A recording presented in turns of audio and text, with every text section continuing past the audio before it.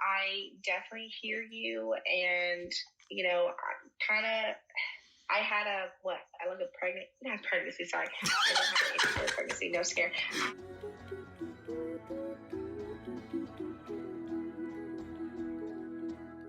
You're listening to Enhance, the podcast dedicated to highlighting real stories told by real people. Hello, Enhance listeners. Thank you so much for tuning back into another episode of Enhance, where we tell real stories by real people and all that jazz.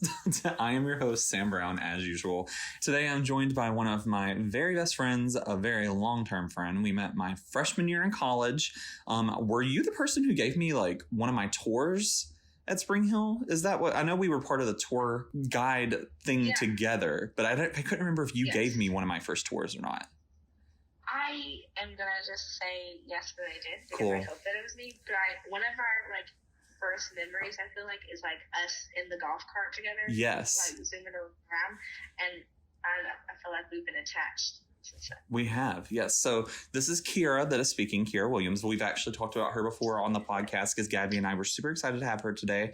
And before we get started, I do want to say Gabby is unfortunately unable to be with us right as we were getting ready to record. She got some very bad news, and so she had to go take care of that. So today it will be just me and Kiera, but by the time this is posted, it'll be 3 weeks after we've recorded. But nonetheless, keep Gabby in your thoughts and your prayers. Send good vibes, send positivity, do your meditations for her because she's going to need it.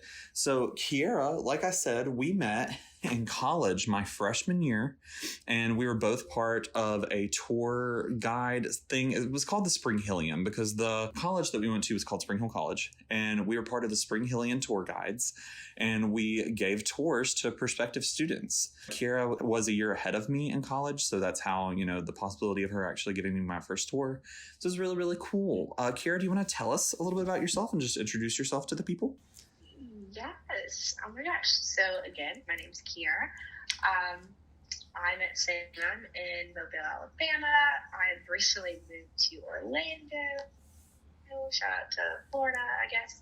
I was in school to be a doctor first, biology pre-med, and then I quickly changed to early childhood education. Then I changed again to childhood development. So I really just loved kids, and I thought I was going to be a teacher, but then I got burnt out, and then the education system.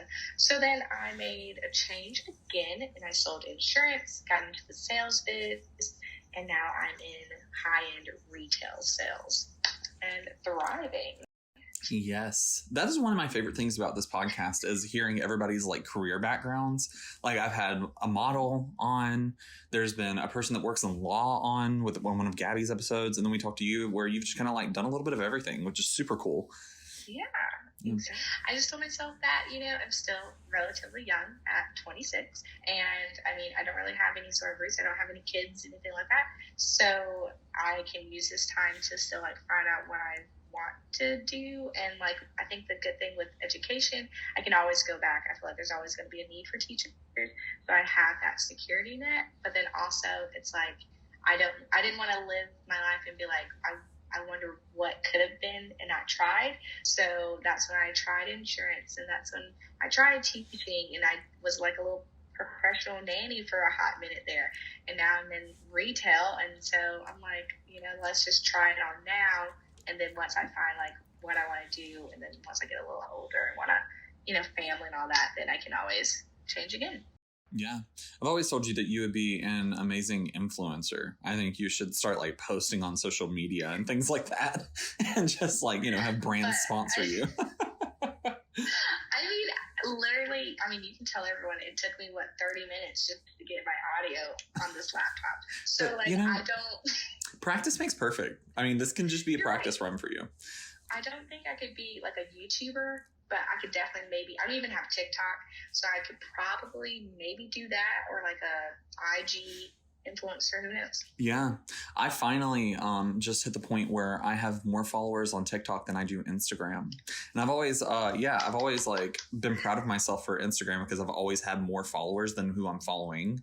Something I've always I'm popular. What can I say? But no, really what it is, this is honest God truth, just being completely honest. How it started is that People from my hometown would follow me, but I guess like people from my hometown didn't quite grasp social media, and so they would like make 15 different accounts with different emails and everything because they would forget their password to their original account. So they would follow me on every single account, and I would only follow them on the one that they were most recently active on.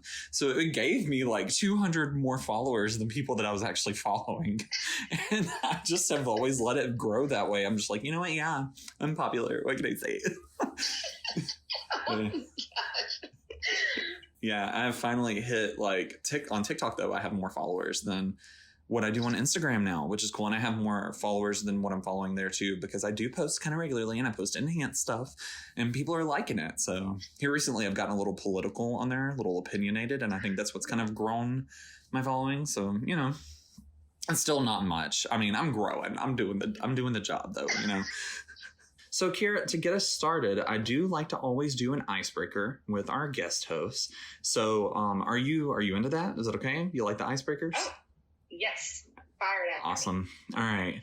So, it's gonna be a thinker. It's gonna be a thinker. Okay.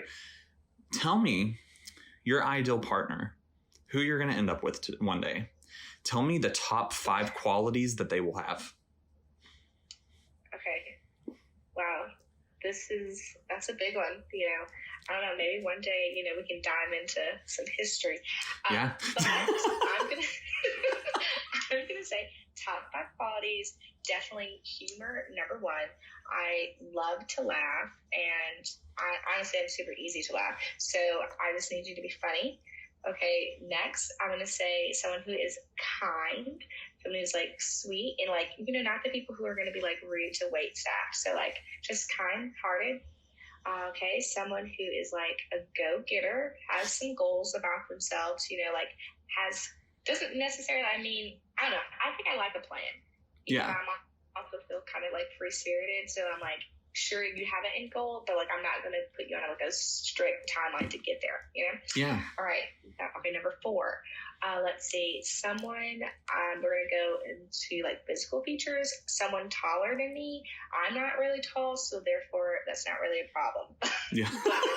You're like, it won't be hard. But, like, exactly. But I still enjoy a good short king as long as that short king is taller than me. Okay. And then last one, I'm going to say someone who is family oriented, be that for like our future family together and like, you know, family traditions and things, but also with their family, and then being able to like want me to like be a part of it and like take me to social gatherings and like want to be involved with my family, that kind of thing. Yeah. Absolutely. I love all of that. I would have to say my top qualities, I would say there's some similar things in there. I didn't grow up with very strong family bonds, and I'm close with some people in my family now. I'm actually back in Clanton, Alabama right now, and it has been honestly amazing. I've loved being back. And that's something I never thought I would say about being in Clanton, but I've loved it. I've gotten to see some old friends. They have like this cute coffee shop in town now. There's a metaphysical store, all kinds of cool stuff. But anyways, that's beside the point. So being here with my mom has allowed us to like talk through some things that we haven't just gotten a chance to talk through because I've been traveling so much and we haven't been around each other a lot. It's allowed me to spend time with my sister and get to know her boyfriend, who they're going to be married soon. So there's there's a lot of good things that have come from being here and helped me grow some strong family bonds. But growing up, I didn't really have that, you know, just dealing with interpersonal things and identity things and everything. I think having someone who does have a strong family bond and a close family would be important to me, not necessarily for me, but for my kids, you know, like for my future kids. I want my future kids to have more of a connection to the more extended parts of their family than what I could give them, you know? So I think that's definitely strong family bonds, family oriented. I've always went back and forth between if I want to date a creative or not. Like being in the film industry, it would work if I want to be a producer and writer one day to date someone who's like an actor or a director or something like that. But then I also think I'm like, or do I want someone who like will sit in one spot? Since I'll be traveling so much, I'll know that they're there for me to come back to at the end of every at the end of every movie. So I do struggle with that, but I do know I want someone who's very career oriented too, someone who like has ambitions, knows what they want. I also want someone who I think would be more logical than emotional. Just because I have a tendency to be very emotional, but I also try to make all my decisions based off logic. So I feel like if I tried to have a logical conversation with someone about my emotions, I would want them to be able to give me that logic back and understand what I'm saying. I want someone who I kind of, I'm a gay man. And so I think I would want someone who's like more on the masculine side, because I feel like I kind of fall more on the feminine side. But and for physical qualities, I have like two extreme types. One of them is big, beefy bear men. So like the big, like beefcakes, right? And that can be more on the chubby side or on the muscular side. I don't care. I just love beefy men. But then on the other side, I have always had a thing for gingers. Don't know why. Don't know. Literally, it's just always been there. But also I love, like, for body type, like tall, lanky, lean, muscular guys too. So, but I will say that I love a good short king, like you said. So I don't have to necessarily like get my type at the end of the day. If there's a nice short king trying to holler at me, I'm up, but, and I'm like 5'10" and a half. So I'm kind of like, I am taller for a guy. Mm-hmm. So, short kings are definitely something like most of the people I've dated have been shorter than me. So, and it's okay. So I guess this is a good point to introduce our topic for today. We did a last minute change just because we didn't want to do our original topic without Gabby. So today, Kiera and I are going to be spilling some tea on dating and adulthood, because boy, oh boy, do we have some fun stories to share. So Kiera is an African-American woman, and I'm a gay man, obviously. We've talked about this. And so we have had some very, very interesting dating experiences, especially being like, Kiera does not necessarily only date Black men because she's a Black woman. She dates like whoever she is attracted to, whoever is interested, like whoever she connects with, things like that. And I also date, like I don't discriminate either when it comes to dating. I love men. You know what I'm saying? Like, so with that though, being like dating in the South for both of us, it's been very interesting. So, Kiera, do you want to get us started? Do you want to tell us a little bit about like just a summary of like what dating as a Black woman in the South has been like for you? Yes. Okay. So I kind of feel like low-key, I want to take it into like a therapy session. Like, how it all began, Okay. So growing up, I mean, it wasn't really talked about as far as who you can date kind of thing. Sure, I guess in the South for my family, people would be like, oh, you want a BMW? And then I'm like, what? And it's like a Black man working. And so they're like, that's what, you're striving for, whatever. So like fast forward to, I think it was 8th grade, this like white guy was just like, oh my God, I think you're so cute, blah, blah. And I was like, me? Because like, that was like the first time I was like, oh my gosh, like someone who looks different than me is interested in me, which I didn't even fathom that at that point. So like before that, like I only looked at men or guys, I guess boys who looked like me. So then after that, then I was like, oh, okay, well, let's give everyone a shot kind of thing. So then fast forward, then after that, then I would like just date like different colors, whatever. But then also, since it is the South, then you also have to think about like who really has like good intentions, or like, especially going back to like that family thing, I need someone who's going to like back me up and like advocate for me now that we're in an interracial like relationship in the South, and then going a step beyond just normal interracial relationships. But I think in media as a whole, it's usually a white woman with a Black man. Oh yeah. And so I feel like that is seen more than a Black woman with a white man. Yeah. I do know one time I was in college and I was talking to a Black guy, and he, oh my God, he was fine. I'm telling you, like body chiseled. He was in the Air Force. And oh my God, like I think I've shown you pictures of him before, because you know exactly what I'm talking about. And I was in college and I was talking to this guy that I was friends with, that he was a white dude and he's also gay. And I remember one time he was like, what is it? Because, I've always been curvaceous, especially like in adulthood. Like I've always been a little chunky. And my friend, who's the white guy that was also gay, was like, what is it with always like really fit Black dudes loving like chunky white guys? And I was like, and then I thought about it and I was like, I mean, I can't say you're wrong, but like, why would you say that to me? Like, yeah. And so I think I get what you're saying. I feel like it would be like, I'm not saying that all black dudes like white women are like chunky white women, but like, you know what I'm saying? Like, I feel like it's kind of that same like stereotype. Like what? Like anyone who's in the NFL and like, you know, like sure there are like those cases, but then it's just like, you know, that's what it is. Yeah. And I'm like, if that's what you like, that's what you like. Yeah. But, like, I don't know. And it's definitely not into all these like stereotypes like later. Yeah, and it's definitely not the other way around for you because you're not a chunky black woman, and the men you've dated are not chunky white guys. So it's definitely not like it's not a stereotype that like applies to everyone. But I definitely think it's like whenever you said that, I thought about that guy that said that to me in college, and I was like, "Excuse me," like. Like, I was skinnier than what I am now, so, like... Exactly. I'm trying to, like, put it out in, like, the right places, you know? I yeah. got a little bit up top, and I'm trying to put a little bit in the back, but... Yeah, you've always had, like, always had a pretty, like, good evened out body. Like, your body has always been, like, you know, like, you gain it in the right places first, like... Yes. When I did, if this is just for everyone in the audience, when I did get a little round, Sam was quick to be like, okay, you need to do something about that. So everyone needs a friend like Sam. Well, that was just to also preface, like, it was not just me being like, baby, because I was also, like, chunky at the time. Kiera told me, she was like, look, I'm stressed out. There's a lot going on, and I am not worried about my weight right now. So if I get to a point where it ain't cute no more, let me know. And so probably about like 6 or 7 months later, I was like, do you remember when you told me to let you know if it wasn't cute no more? And she was like, yeah. I was like, it ain't cute no more.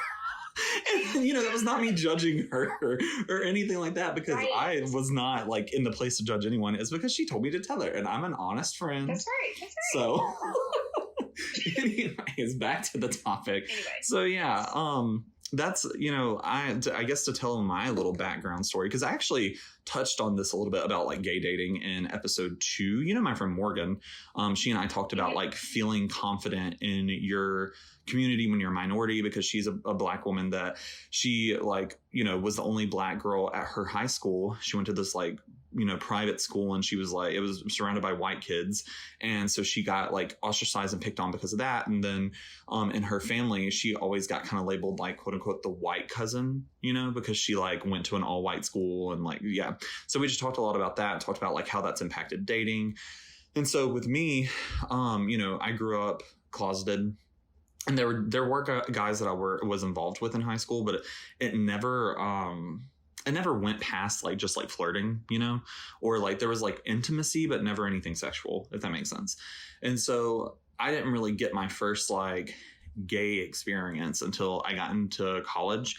And that was just, it was really, for someone who's always been a little more traditional whenever it comes to dating, like, don't get me wrong, like I've, you know, participated in hookup culture. I've had like friends with benefits. I've had friends that I've hooked up with, things like that. But when it comes to dating someone, I've always been a little more traditional. And what I mean by that is that with dating, I don't look at dating as a relationship. I look at dating as going on dates. Like I look at it as like almost like a courtship, you know, like you go from talking to someone, which is like texting, talking on the phone, talking on social media, whatever, just like getting to know each other. So like if we go from a dating app standpoint, like you match with someone, you talk with them for a little bit. And that can be anywhere from a few days to 2 weeks, you know, where you're just talking, texting, sending pictures, stuff like that, just getting to know each other. And then you go on a date. And so then that's when you're dating. You go out and you date, like we go out to see them, and you know, pick like things that are going to be like date worthy, if that makes sense. So like going out for dinner, going to a movie, going for a nice walk in a park, things like that. And so like things that where the date intention is to get to know that person a little bit deeper. And then some people do this step at this point, or they'll even do it before dating. But so they're kind of interchangeable. But then you go into seeing one another. And so when you're seeing one another, that means that you're meeting up and you're not doing things that are date worthy. You're doing things to spend time with one another. And it's just that a deeper level of like getting to know that person, you know, like you're seeing them in a more of a casual light. You're, you know, things like that. Like, you know, that may be where you go and walk in the park, or you go over to their house and watch a movie with them, things like that. And then at what point that you start having like doing sexual stuff is completely up to you, like how you're comfortable, whatever else. Right. But then after seeing one another is whenever it would be like, okay, we've been seeing each other for a little while now. I really like you. So I think we should make this exclusive and actually be in a relationship.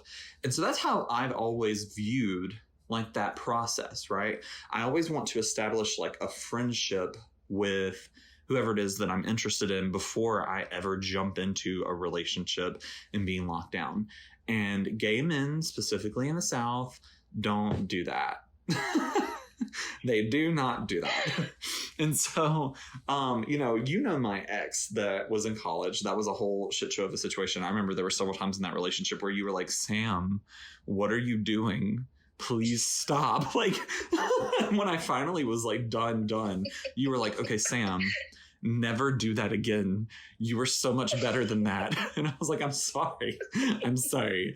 So, but after that first experience, I've not been in a relationship since. I've dated people, like I went on dates, I've talked to people. It's been, you know, like I've been involved with people, but I haven't actually been in a relationship. And it's because whenever I try to take those like simple steps, guys are never on board for that. For me, I used to be serial dater after like I was done like fooling around with, not like fooling around, but like being obsessed over one person. So I used to go on like 3 to 4 first dates a week. So, I mean, that was just me in my prime.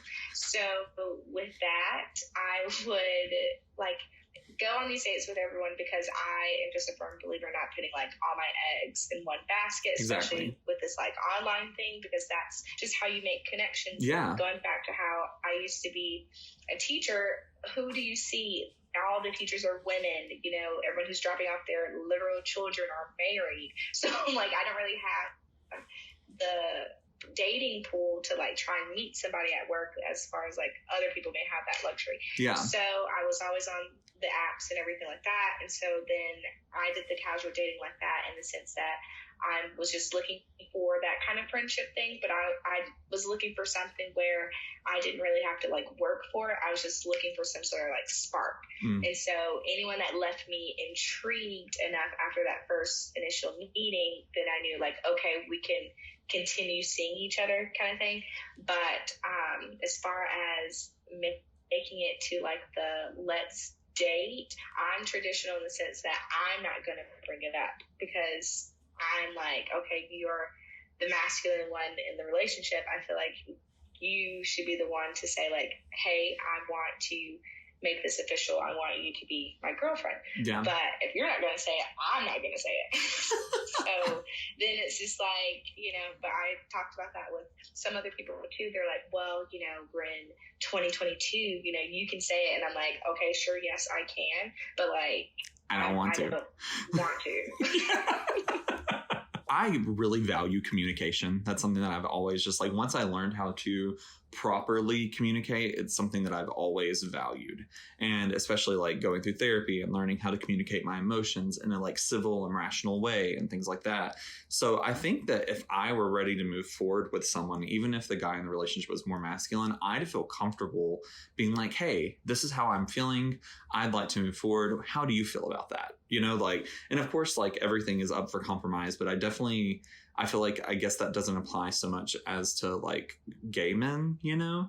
And I found myself in the past where I was like expecting guys to just say like what I wanted them to without actually communicating it. I found myself in like really toxic situations. But in that, there was also like the weird boundary that sexuality puts on the situation, especially when people aren't comfortable with their sexuality yet. And so, yeah. And so that can definitely slow people down. I've definitely been in that situation before too. Yeah, it definitely makes you think about how, like, just because, like, how you view it and see it doesn't necessarily mean, like, your partner may see it that way. You know, especially if you're not doing the communicating. I think about, you know, a time where I'm like, I feel like I would always talk to you and be like, does he not see like what I'm seeing? And then other people are like, well, why don't you say anything to him? Like, because like I want to give them a chance to like figure it out. Yeah. And then it's like, if I come back later on, then it's like, hey, I didn't like that? Or like, what about we do this and then I like communicate after the fact instead of in the moment? Then I'm always like, does it seem as if like I'm building a case, you know? But then I'm like, I don't know. Maybe I'm still trying to figure out, you know, how to communicate that stuff and like just be with the times. I don't know. But now, like, I try and be vocal and say, like, hey, this is what I'm looking for. Are you looking for the same thing? So then at least we're not wasting each other's time. Yeah. Like, from, like, what are they saying? Like, right out the gate. Yeah. I definitely think that, I mean, since being back, and I do this really toxic thing every time I get back to Clanton, I download dating apps and I download Grindr, which is like a hookup app, just because I'm being nosy. I don't actually want to do anything with anyone here. I'm literally just like, who's on here? Do I know anyone? Who's here? You know, like, and I want to see if any of the guys that I like knew in high school that were like closeted, I want to see if they're partaking in the, you know, like in the gay hookup culture, you know. So yeah, but I just want to see. I'm just like being nosy, strictly being nosy. But on all of the dating apps now, whenever I like put it on there, I'm like, I'm looking for friends. I'm only looking for friendship. That does not mean that I'm not open to a relationship. It does not mean that I'm not open to a relationship. It just strictly means that I want to establish a friendship with you first. And then if we're interested in each other, we can move forward. But like, we'll get to know each other. We can go for walks. We can go grab dinner. We can do whatever. But right. I'm not jumping into a relationship, you know? Okay, jumping off of that makes me like, I want to bring it up because I think it's so cool, like how you said that, like, this is what I'm looking for. And then you like went into like deeper about it. So I know like on Bumble, you can write like kind of like what you're looking for, but like you're limited to like just those options, you know? Yeah. But with Hinge, like not sponsored, but on Hinge, you can write, like you can select what you're looking for, and then it has like a little subcategory where you can like write in it. So like say if it's like looking for a relationship but open to short term, and then it's like, or there's one that's like figuring out my dating pool or like what you're looking for, and yeah, it's like, hey, open to doing this, whatever. And I like that it's like, then you can already see like kind of what those people are like interested in. Absolutely. So, yes. I always paint that very clearly too. I'm like, looking for friendship, open to a relationship, open to friend with benefits, not open to hooking up with people I don't know.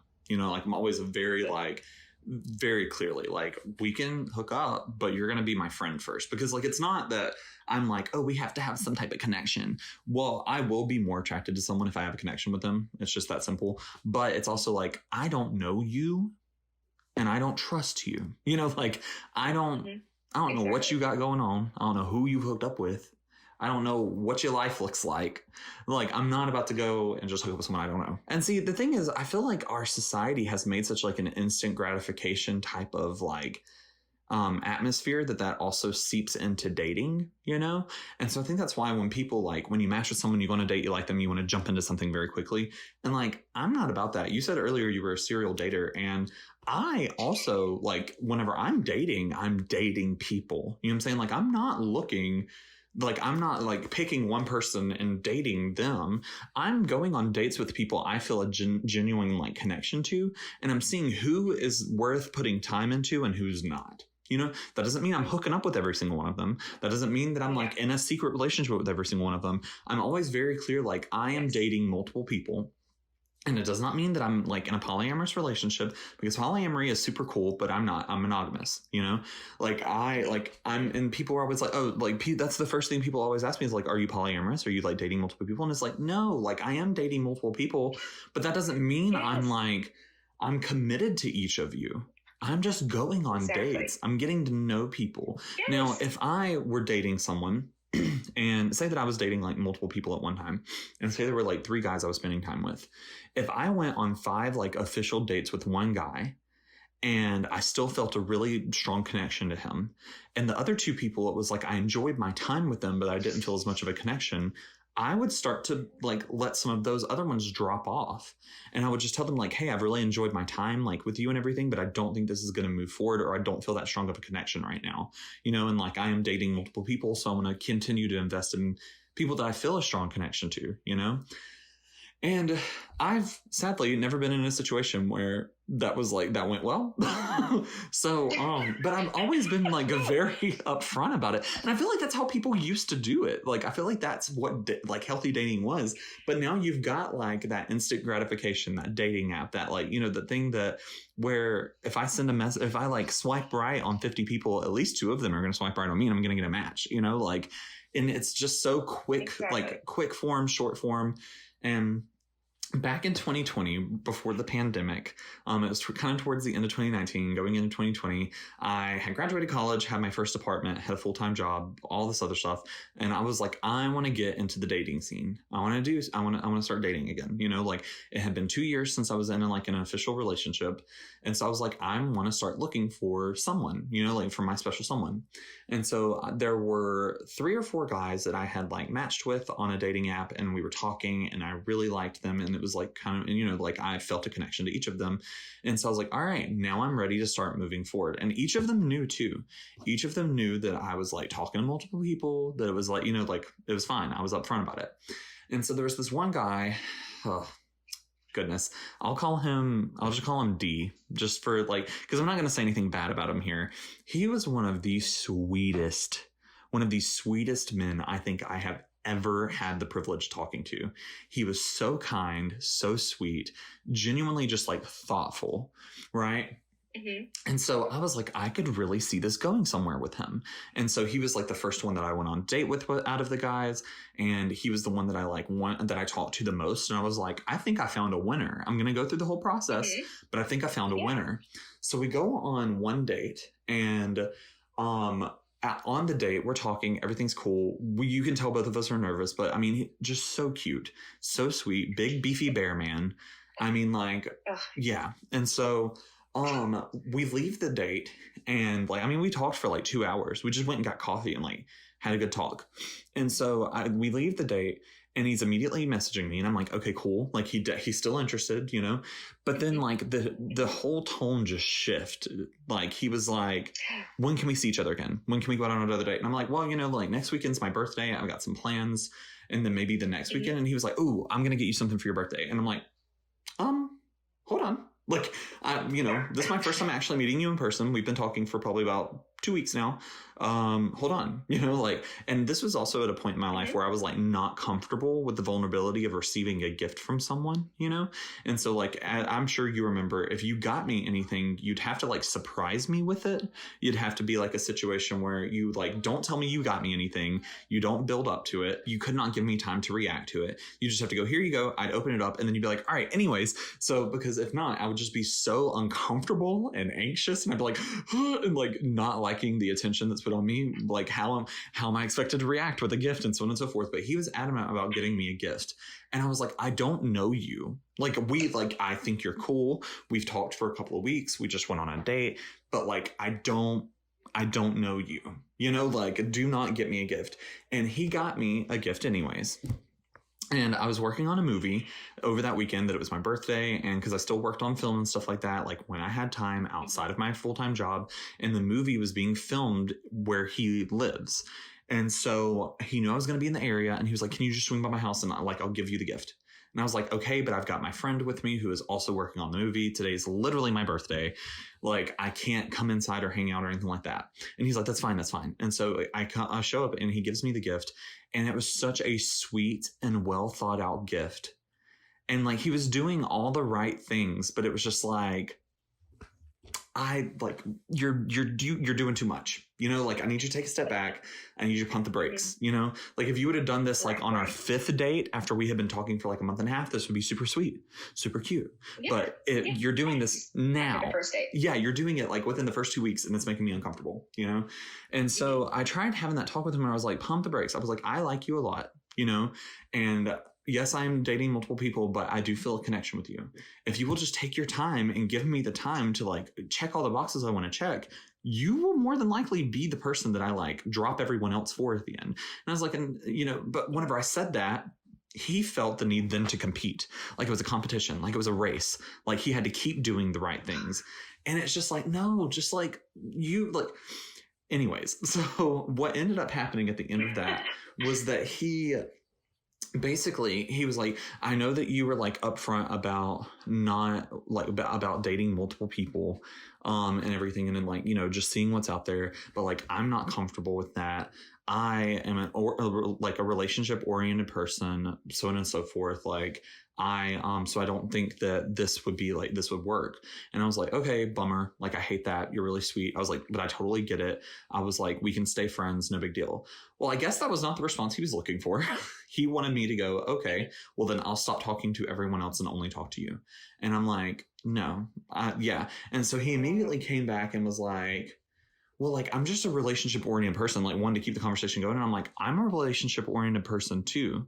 That's why I don't rush into things. If I'm dating you and then I want to be in a relationship with you, it's because I have dated you long enough to where I know that this is going to be a viable, compatible relationship.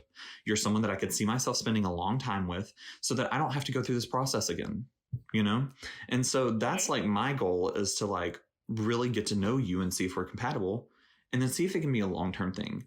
But that was not his thing. And then after I like re-explained that, he was like, oh, I misunderstood that. Okay, well, no, I'm fine with continuing to talk to you while you talk to other people. And I was just like, Like, I was like, look, this is obviously going to continue to be a conversation because we've had to talk about this so many times now. I was like, I'm going to cut it off. You know, like, I'm ending it here. And, you know, it just sucked because he was really sweet. And I mean, very thoughtful, just really like paid attention to me, made me feel seen. One of the first guys I'd ever talked to that made me feel seen. But there was just so much that came with it that I knew like this would not be a healthy, compatible, long-lasting relationship. I'd end up feeling smothered, or he would end up feeling not loved enough. And it would just blow up into something that I didn't want out of a relationship. Right. I've been on like the opposite end where I do this toxic thing where, you know, because I mean, we all need therapy and I probably need to get into it soon. But I do the toxic thing where if I'm not interested, I don't want to be the bad guy. So then I don't want it to be like I ended things.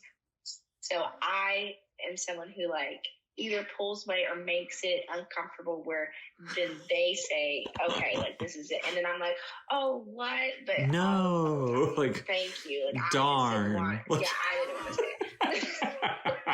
But just like you said, every time, like, I'm like, oh, I would like, I could tell a match and be like, hey, I can't hang out with you on Friday. Like, I have another date already scheduled, you know? And so then they're like, oh my God, I can't believe you. Like, oh, and then sometimes they'll get passive aggressive and be like, oh, well, how was your date? And, you know, I'm like, it's like, if you can't be mature about this, like, what do you think I'm only supposed to have?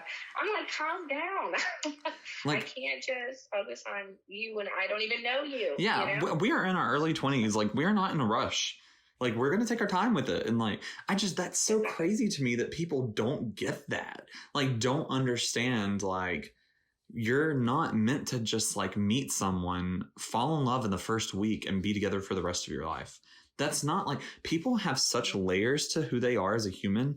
Do you honestly think that you could get to know someone well enough to where you felt comfortable committing to them in something that could be a long-term relationship within just a few weeks? Honestly, even a month and a half. But I mean, I think a month and a half is a good time to be like, okay, I think we should make this official, because you've gotten all the baseline stuff out. Hopefully by then, you know their values, you know their political views, you know their religious views, you know their past, or like just a summary of their past. You don't have to know anything real deep. You know their family values, you know their goals, their ambitions, things like that. And so hopefully by then you're comfortable saying, okay, I'm willing to see if this will work out, you know, and then making a commitment.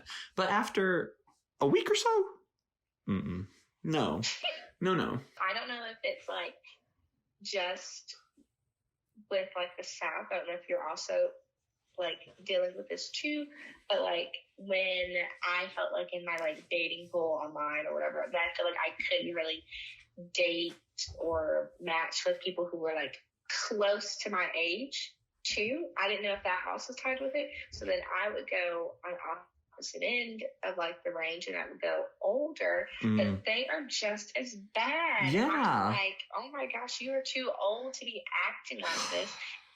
And it's just like they like divert back to like their preteens or like, oh my gosh, like, and I'm like, no, honey. That's not what we're doing here. I've learned that even as I've gotten older, like, because my dating range, I would say that like I am comfortable dating someone that's probably like 10 years older than me. And I'm comfortable dating someone 2, max 3 years younger than me. So I'm 25, so that would put me dating someone at the very least at 22, and the very like most at 35, you know? And I have found that everyone in that range still acts the same, you know? And you would think too, like, I think that, and I feel like it's the same thing for straight people, but I mean, for gay people, I know it's definitely like this, like, especially on dating apps, whenever you're swiping and you match with someone and then you message them, you never get a response. And it's like, what is your point in being here? Like, what are you doing? And like a lot of them in their like bios will be like, nothing ever comes of this app. I don't know why I'm back here. And it's like, well, maybe because you don't actually talk to people, you know, like maybe because you don't actually respond or like say things. Like you just match with people for that instant gratification. And then when they want to move forward in some type of way that's more than just like a short form thing, you are like, no, okay. You know, like what? Like, and then you're going to be pity on me. Like, oh, nothing ever works out here. Well, then fucking message me back. Okay. Like fucking respond.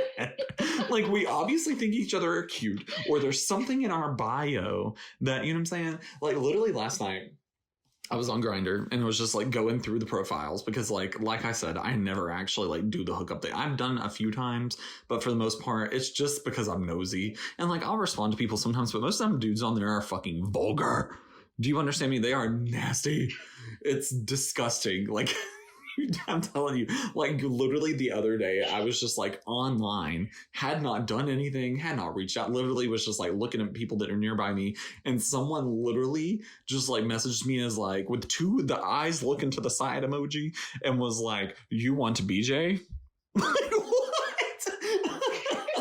what? Like what do you, what? Where did you see this going? And then this one dude started messaging me and I was like, okay, cool. And then he just sends me like a dick pic. And then I was like, sorry, I don't have any nudes. Like this is a relatively new phone. And he just like stopped responding. And like I even responded to something because he sent it out of the blue. Like he was like, how are you today? Blah, blah, blah. And we were just chatting. And so then he sends it after asking like, oh, hey, how's your day been? Or something like that. And then sends it. And I was like, oh. Okay. And so I was just like, I was like, I don't have any nudes. This is a relatively new phone. Sorry. But how are you? No response. And I was just like, okay, that's fine. It's cool. And so, but anyways, last night I was just swiping through the profiles and this man, oh my God, this beefy, beautiful man. He had his head cut, like his like face cut out off of the picture because that's just a common thing that people do on Grindr. And so, but he had like full body pictures. It was him at the gym. And one of the shirts that he had on was a tank top that had a Demon Slayer on it. And Demon Slayer is an anime. I used to not really be big into anime, but my best friend down in Mobile got me like into it. And like, I mean, there's a select few that I'm like, yes, I like this. And Demon Slayer is one of them. And so when I saw it, I was like, a beautiful beefy man at the gym in a Demon Slayer shirt. Got to take my opportunity. So I just like tapped, which whenever you tap on Grindr, it's just like you send them like a flame saying you think they're hot, or you can like do one that says hi, or you can do one that's like a little devil with horns or whatever. And so I tapped and then messaged him and was like, I love your shirt. And so he messaged me and we actually had like a really nice, decent conversation. There was no like sexual innuendos or anything like that. And he's like, yeah, I'm just in town for like a wedding, blah, blah, blah. Like, what are you in town for? And I told him that I was, like here working on a movie. And he was like, that's so cool. And we just talked. And then he was like, yeah, I've got to go back to school because he's 23. He's a senior in college. And so he's like, I've got to go back to school at the end of this and everything. And I was like, I've really enjoyed this conversation. And so I just told him, I was like, I'm very busy this weekend. I know you're very busy this weekend because you're here for a wedding, but do you want to add each other on social media and just keep in touch? And he was like, yeah, sounds good. And so we added each other on Snapchat and he's like, yeah, he's like, whenever things aren't going on, I'll message you. And like, do I think that this is going to go anywhere? Or do I think that this is like the one for me after one conversation? No, absolutely not. But I like talking to him enough where I was like, this will be a cool thing to further. And that doesn't really happen a whole lot, like. I feel like on my end too, no one ever like messages. And then also I definitely think it ties into like the apps that you use too. So like, I was like, ooh, I'm going to try Bumble so I won't be like bombarded by like men only looking for like hookups and stuff. But I mean, they are looking for that too, sadly, on there, but whatever, dudes run. And so then, but I have to like respond first, that's the one. Yeah. So I get 24 hours to like respond or like initiate. But then it's like, And then I have to figure out what I want as like the opener. So then it used to be like I would try and do something clever and witty, like tailored to them and their bio, and then but no one says anything. So then I say, ouch, okay, because then the guy has 24 hours to respond back, or like the match disappears. He has nothing, you know? And so then I just start sending like gifts or whatever, just calling it a day, you know, I'm like, whatever. And so then, but then also with that, then I feel like you have to like make yourself seem so fun and inviting over a screen. Yeah. I know I could like be funny in person, and so I'm like, bear with me for like a day or two talking, and then like let's meet like face to face. I think it'll be great. But then like on Tinder it's the opposite, where like you can like swipe and match with people, but then you don't have to say anything at all. You know, like the match is still going to be there, and it even tells you like, oh, you guys matched back 3 months ago, but like it's still there. But I don't know. I think it's just like the instant gratification thing too. It's just like ooh, they're hot. I want to see if they're like, are they out of my league? I'm gonna shoot a shot to see if it's like a deal, you know. But it's just crazy out there. But like, I'm not trying to be on like Match.com or Plenty of Fish. I don't know. I've never tried them, but I'm not sponsored. But yeah, I think that with Tinder, I definitely get more matches. And then with Bumble, I get way less matches, but I get like more quality matches, if that makes sense. But not necessarily quality as in like quality men. I get like matches where we actually talk for a while and like may meet up. Like the guy that I was talking about earlier that was like ready to be in a relationship after like 1 or 2 weeks. I matched with him on Bumble. And so, but while I was in Charlotte, like North Carolina, working on that movie, I matched with this guy that he was beautiful. I sent you pictures of him and I was like, this beefy daddy, he is a firefighter. He like, you know what I'm saying? Like I was ready to go. And I was like, and I even put on my bio, I was like, I'm not going to be in Charlotte for long, like not looking for something long-term, open to something long-term, but not looking for it. And he was like, I'm just kind of looking for a friends with benefits, may grow into something more, but like, that's what I'm into. That's what I'm looking for. And I was like, I'm totally cool with that. But I want to know you first. Like, that's my rule. That's my one thing. Even if it's just we meet for lunch one day without any indication of us like going back to your house and hooking up or anything like that. Like if we just go grab lunch or coffee one day, talk, leave that day, just so I can say I met you before we did anything, you know. I want to establish that like friendship first, you know. And so he's like, yeah, totally cool with that. And so I started trying to make plans, but then he just kept like trying to push me coming over to his house and like having sex. And I'm just like, I literally have been so clear. I've been so clear about like what I'm looking for, like what I'm, you know, like my steps that I want to take, like why would you think that I'd want to just come over and have sex? That guy, though, after we talked for a little while and everything, and I tried to make plans, he was like, yeah, that's fine. We can grab lunch next weekend. And I never heard from him, did not hear from him. And so like a little later, I like went to reach out and be like, hey, and he removed me off Snapchat. Yeah, I was like, are you fucking serious? Like, really? And so it's just like that. I mean, that really made me like that got at me. I was upfront about what I was looking for. You made it seem like you were okay with that. But then the moment that I wanted to stick with what I was looking for, you weren't okay with it. Make it make sense. To branch off of like what we were talking about earlier with like guys not understanding like the courting process, if that makes sense, or like the dating process. I had this one guy that understood it fully. Like he was down for it. He understood I was dating multiple people. And whenever it came down to just me and him talking, like it was cool. We were exclusive, all this other stuff. But I could not get him to commit. And he was bi. And he was beautiful. Let me tell you, he was a reporter and he was beautiful, but I could not get him to actually like want to go out on like public dates and things like that because he wasn't quite like comfortable with the sexuality yet. But oh my gosh, I showed you pictures of him too, actually. I think I remember that. Yeah. And he ended up getting a job out of state. I won't say where because I don't want to like isolate it down to where he's at.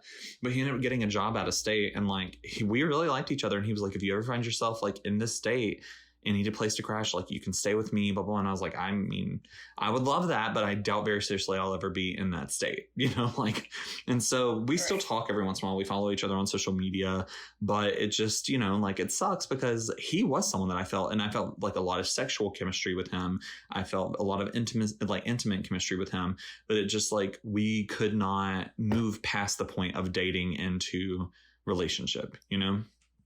And so that is the exact opposite side of the spectrum from the first dude. And like they were within like a 6-month span of each other, you know, like I think I matched with both of them on Bumble, or I think the guy that like moved away, I matched with him on Tinder. But yeah. One match that I got off of Bumble was with a guy, and so he had children, but like he wasn't vocal about his children. I knew that he had children because I saw on his like profile that it was like had children, open to children or whatever, right?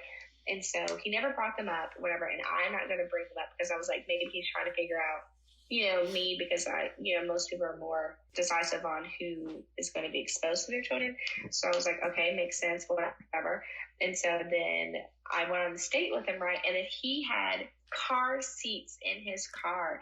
And then I was like, oh, you know, what's with that? Knowing he had kids. And he was like, oh, that's for like my niece and nephew. And I'm like, okay, so we're still just gaslighting each other.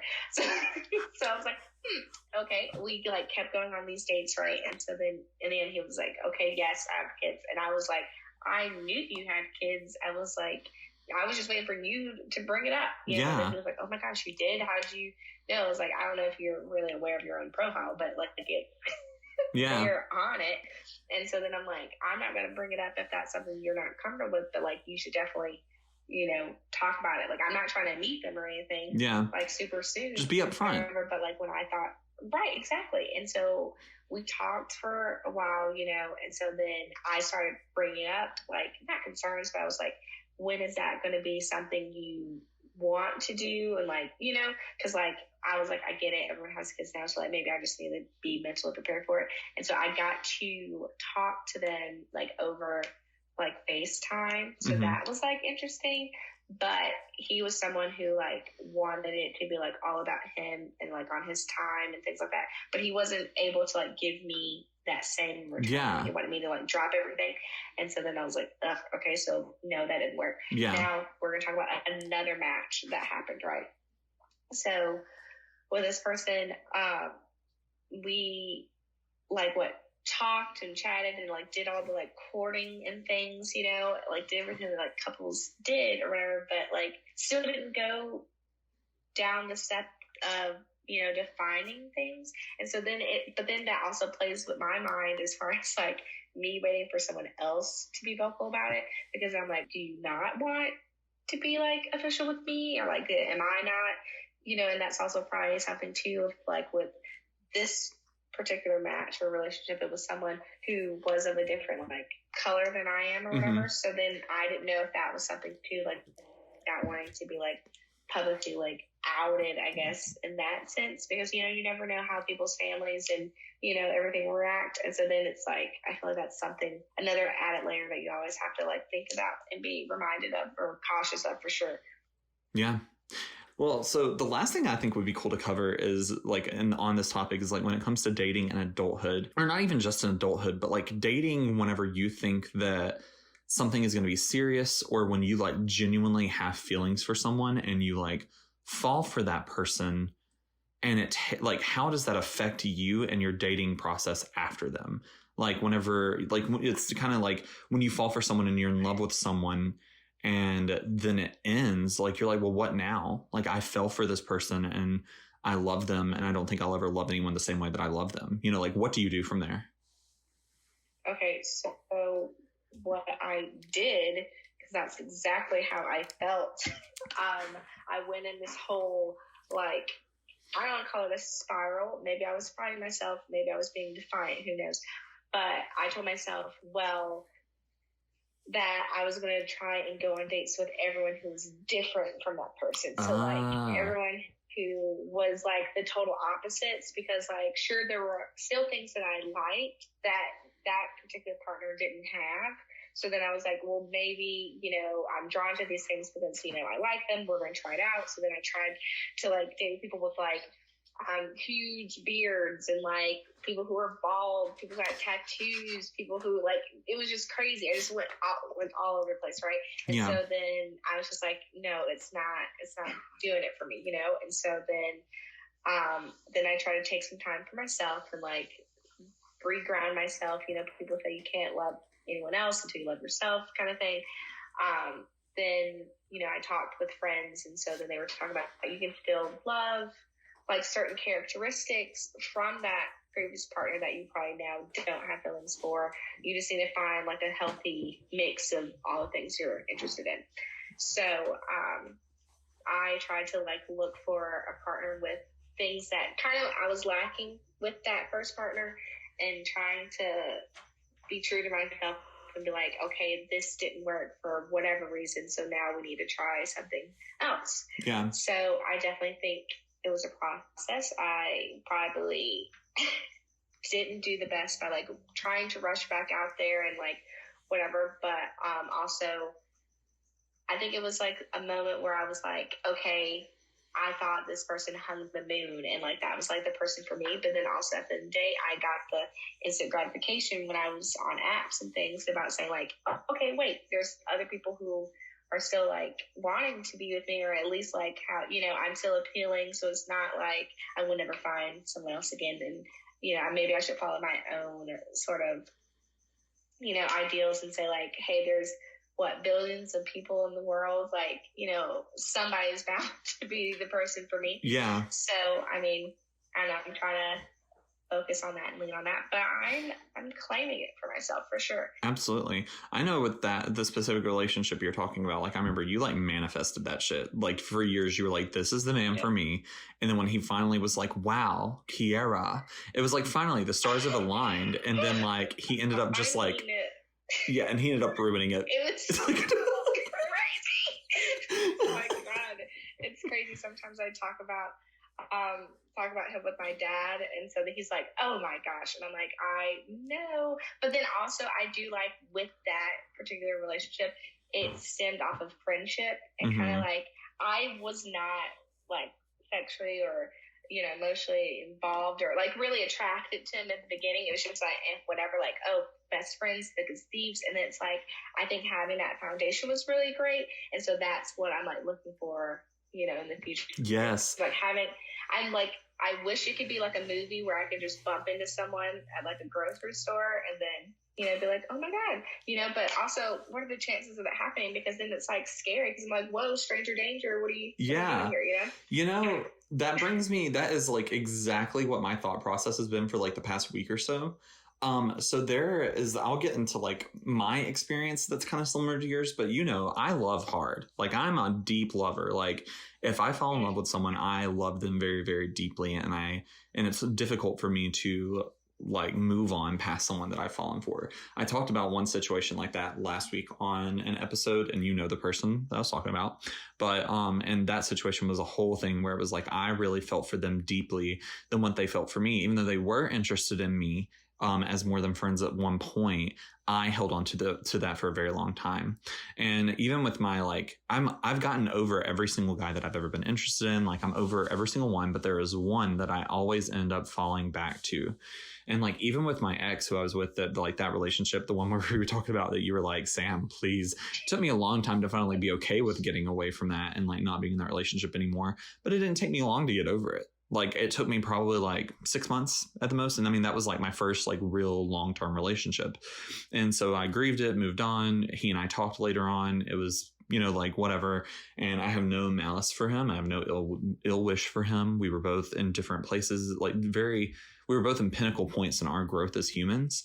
And so we were bad to each other, you know. And I've accepted that, moved on, you know. But the one person I always fall back to, I'm not even going to give a time frame of when it was because I do not want anyone to know where this was at. But it was just during a time where I was not fully comfortable with my sexuality and didn't even know fully what my sexuality was. And really, he was the first one. Like he also was not comfortable with his sexuality and was not fully understanding what his sexuality was. And to be honest, I still don't think that he is, you know, like I think that he still isn't sure, you know. And so, but he was the first person that ever like gave me permission to feel for a guy and also be intimate with a guy. And it was so complicated because he would, I don't even know how to describe this without like giving extreme detail. Because I don't want to breach this person's privacy. I'll just say that it's during a point in time where during the summertime, we were around a different group of people than what we were in the rest of the year. I'll put it that way. And so during the summertime, he and I connected and we would hang out a lot. And what really made me like fall for him was that I was the person that he got excited to show new things and to like talk to. Like, he got a new vehicle at one point, and I was the person that he called me and was like, "Can you come over? I want to show you my new car."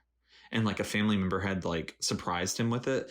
And so I go over there and he's like, "Get in, I'm going to take you for a ride." And we just like rode around for a long time. And it was just like, like things like that. Like, it's just really like when you are the person that someone gets excited about, it's hard not to fall for them, And to be honest, this was someone that I had a crush on for a really, really long time. So the fact that they were finally like seeing me that way too was like nice. But the thing is, like, we never fully came out and like talked about how we felt toward each other. It was just like different things would happen, if that makes sense. I'm not gonna like go into detail, but it was, like I said, it was during a point in time where I was still struggling with my sexuality, didn't really know what all it was. And so we never, like, things never progressed past a certain point, but they danced around it, if that makes sense. So, like, he was very involved with a group where he did a lot of physical activity. And I'll also just say that because I don't want to give any detail about this person, because I genuinely, this was so long ago, I do not want to take any chance of someone recognizing what situation I'm talking about and it being uncomfortable for that person, because I've not spoke to them in years. But every time he finished that activity that had him do a lot of physical activity, he would come over to my house and like get me to give him like massages, like full body massages and things like that. Very sensual things that it was, but he was still like, when we weren't around each other, like, "I'm not gay." And he also like would always like just like, this is, how do I word this without it sounding weird? He just could not keep his hands off of me. Like, he was always touching me. He was always like wanting to play fight. He was always wanting to tickle me or something like that. And so there was just a lot of intimacy without like the pressure of sex and without the pressure of there was no pressure of what are we? There was no pressure of anything like that. It was just like intimacy. And like, he would stay over all the time. And there was just like a lot that, I have not found in a relationship in adulthood now where I am comfortable with myself and I'm talking to people that are comfortable with myself. I haven't found those key things that I had in that wasn't even an official relationship. But I fell so hard for that person. And like, whenever we got over the summer and we were back around people that, were outside of our little bubble from the summer, it was completely different. I got a completely different him. It was like a 180. Like, he would still try to do things with me, but it was like limited when certain people are around, where during the summer where we were around more of my friends, he was more open about it. Like, we were over at one of my friend's house one time just hanging out, and he like laid down on the couch and like put his head in my lap. Or there was like a point where like he like laid over and like wrapped his arms around my waist and like put his head in my lap and things like that. That it's like, you don't do that when you're just like friends, But then whenever we were back around people that were more of his friends, it was like 180, complete flip. I did have him for a while where it was not that like 180 where he was trying to hide me. And that like made me fall deep, deep, deep, deep in love. And I've dated other people. I've like been in relationships with other people. I've been involved with other people, but whenever it's back over and I'm single again and I get over the person I was just with, I always default back to that original person, because I've just, like I said, I've never been able to fully like find that again in a relationship. And I think a part of me is afraid that I never will. A part of me is afraid that I'll never find someone who's like excited about me just as much as I'm excited about them. Someone who like wants to be intimate with me just as much as I want to be intimate with them. And I finally just had to like make the decision, like the mental decision, that I would not give that person a chance again, because it's been years and they've had the opportunity, And like, because before you can make a decision like before you can truly start to get over someone like that, you have to accept the fact that it's never going to happen again. And me being like a hopeless romantic and being like a hopeless optimist, I'm always like, well, maybe one day. So I had to make the decision for myself where it's like, no, not one day. Because like, this isn't banking on him anymore. Like, this is banking on me. I need to be able to live my life. I need to be able to move on. I need to be able to find relationships that are good for me, that will make me happy and make me feel fulfilled. So I can't be sitting here hoping that maybe one day he'll come back around and be what I need, because there's no guarantee. There's nothing, you know? So I had to make the mental decision just to be like, I can love him still, even though it's been so long and I've tried so hard to get over him. I can love him still and still look for something better and still be open to something better, you know? And that honestly made me fall in love with myself even more, because the moment that I was like, I deserve better, I started thinking of myself more. And I got to this point where I'm like really, really happy being single. And I don't think about constantly being in a relationship. I want a relationship. I would love one. I'm a relationship oriented person. I'm a hopeless romantic. I want love, but that doesn't mean that I'm unhappy because I don't have it. I'm very happy being single. I like the freedom of being single. I like the idea of whenever someone calls me about a job that's a few states away, I can go, sure, absolutely, I'll go, and not have to think of another person, you know? Like, that's so freeing and so nice. But it's not easy because I still feel very deeply for that person. And there is a part of me that is afraid that I'll never find someone again. But I finally gotten to the point in my life where I'm like, it's okay if I never find someone like that again, because I got me. That's right. Jeez, that was a great mic drop moment right there. Boom. You know, I had a marriage pact, and I was like, oh my gosh, when we're both this age, we're gonna get married with who I thought was my person. Oh wow. So then I was like, I know. Did you know that? No. Well, I think I might have, but I forgot until now.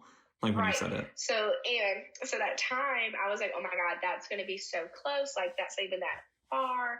Like, okay, you can do whatever, we can both do whatever, and then we'll just come back to each other, and then it would be like, okay, whatever, you know. But then it's like, I've been listening to this new country song, and it's like, if he wanted to, he would kind of thing. But true enough, I want you to be obsessed with me how I was obsessed with you, or I just want that mutual understanding, because I don't want to be like, oh yeah, me and your father, oh we were great. There was a time where he hated me, didn't want to be around me, but we're together now. That doesn't sound cute and fun. That doesn't. Yeah, no, that's not fun. No, that's not fun. That's not meet cute. That's not meet cute. Okay, I'm not trying to tell my kids that. I'm gonna be like, yes, he was obsessed with me, and look at me, I'm obsessed with him. You know, I'm confident and sassy like that. But you know, I really love this, Sam, and I really hope that the fans like me. I want to come back. I want to be a recurring star. Sure. I would love it if you came back. And honestly, you and Gabby have to have our little episode. I will say too that whenever you said that about oh, maybe I'll bump into someone in the store,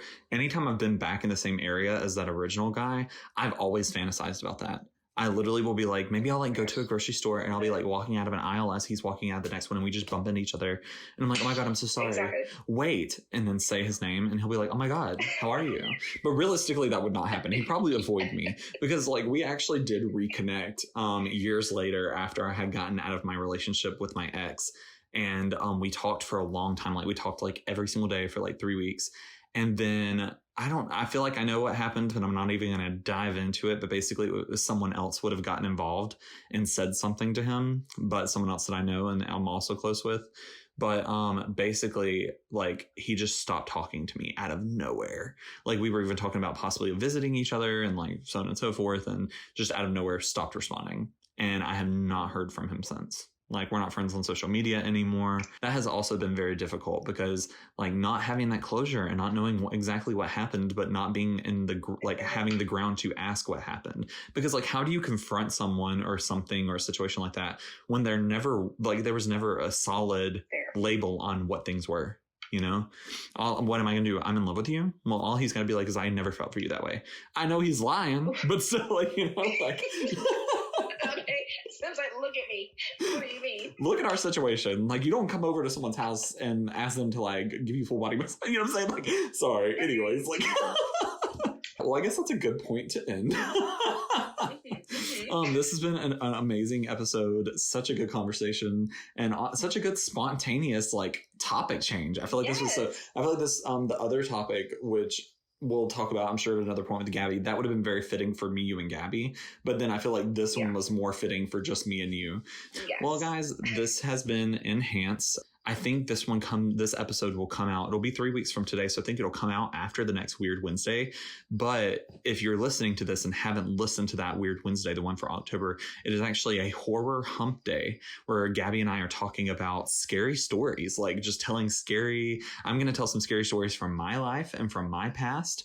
And Gabby, I think she's also going to tell some scary stories for her too. It's for our Halloween episode of Weird Wednesday. So super excited about that. Please, please, please go listen to that. If you want to find the podcast on all of its platforms, you can find it on Apple Podcasts, Spotify, and Anchor at Enhance. And then you can find it on YouTube at Enhance Podcast. Please go like, comment, subscribe, rate, all those things. That helps us tremendously. And if you are a regular listener but have not followed yet, please, please, please follow on all platforms, because our listener count continues to go up and our interactive listener count continues to go up. But our follower count, it's staying at where it's been at. So please go follow, go subscribe, do all those things. If you want to find me on social media, I'm at Sammed If You Do. That's SAMMED if you do. No spaces, no weird characters, anything like that. I'm that on TikTok, Twitter, and Instagram. And Kiera, do you want to say your social media, or is there anything you want to promote and tell people to go follow? Oh my God. Let's see. I have a cute little art page.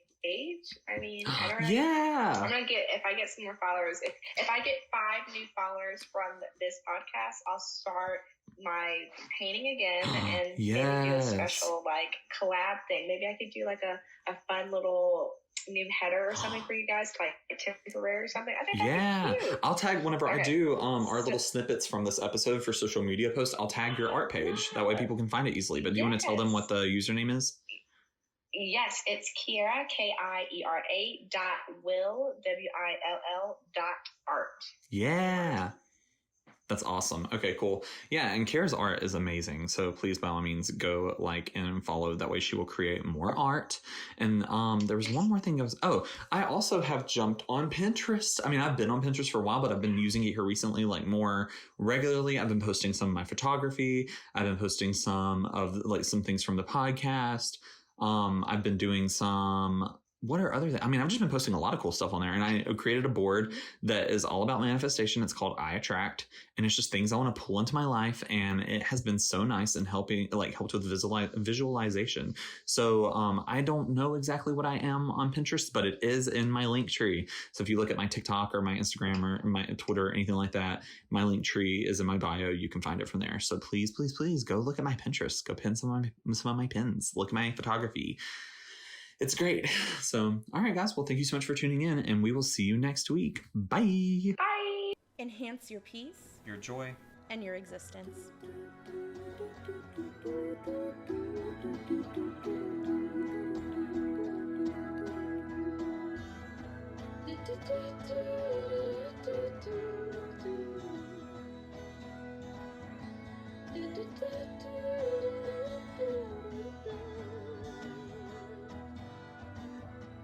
Do